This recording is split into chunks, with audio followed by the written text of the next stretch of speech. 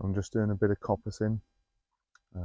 All the bigger stuff will be used for firewood, and all the smaller stuff, the hazels and the brashy stuff at the top of the trees, all of that will be chipped, and that'll go in compost and used for paths and for mulching around trees, things like that.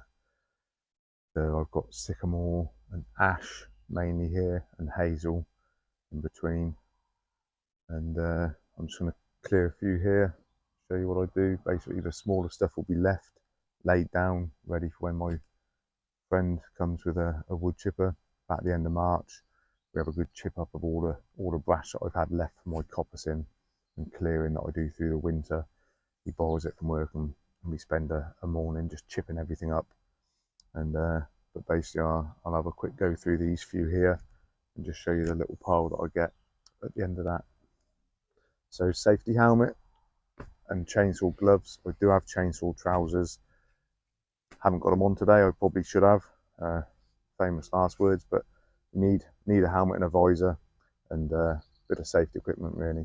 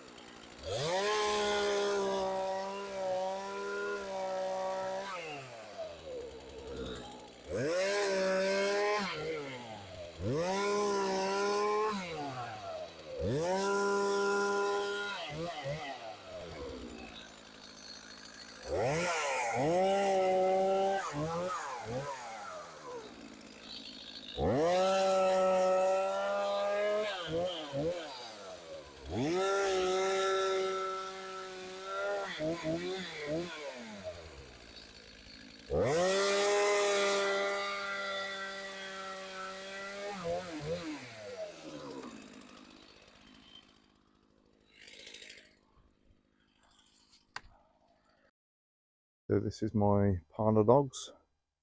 I cut down about 4 hazels and about 4 fairly small ash trees, and all the brash I just lay here. You can see where I've been clearing down here. All this will be chipped, like I said. Makes very good chip, very useful. But yeah, this is a pile of logs from 4 trees. Like I say, not big trees. They're about, so thickest at the base is about like this. They're about sort of 4 or 5 inches, maybe 6 inches, that big one there. You know, that's two wheelbarrows full of logs, and literally just from 4 trees in this about 15-foot area. I've got to carry on clearing all up here, right along the top, about another 100 meters. I've already got a fair good pile, so I'm pretty much self-sufficient. It's taken 17 years to of constant tree planting to get to this point, and it's only been the last 2 or 3 that I can actually say I'm self-sufficient in logs. The one trouble I do have, and I mentioned it in my first video, is that all of my ash trees have got ash dieback. So I do have a project to plant 200 fast-growing eucalyptus just through these trees here on this hill that goes up to the top. I'm going to put 200 trees in there as a firewood plantation. because these ash trees, unfortunately, I love ash as a firewood. It's I think one of the best woods, but they're just all dying. I'm coppicing them. I'm getting a year, possibly 2 years of coppice regrowth. They get to sort of 6-8 foot, and then they just start dying at the tips. So I'm afraid that's going to be it for the ash. But hopefully these eucalyptus will do well, and I'll do other videos following the progress, see how they grow, all the way up to, perhaps 5 to 8 years, the first harvest from them. So I'll just show you the pile that I've got so far, from where I've cleared from the gate up to where you just saw me chainsawing. Probably about 30-40 meters of clearing, and I've got at least another 100 to go. So far I've got this pile here.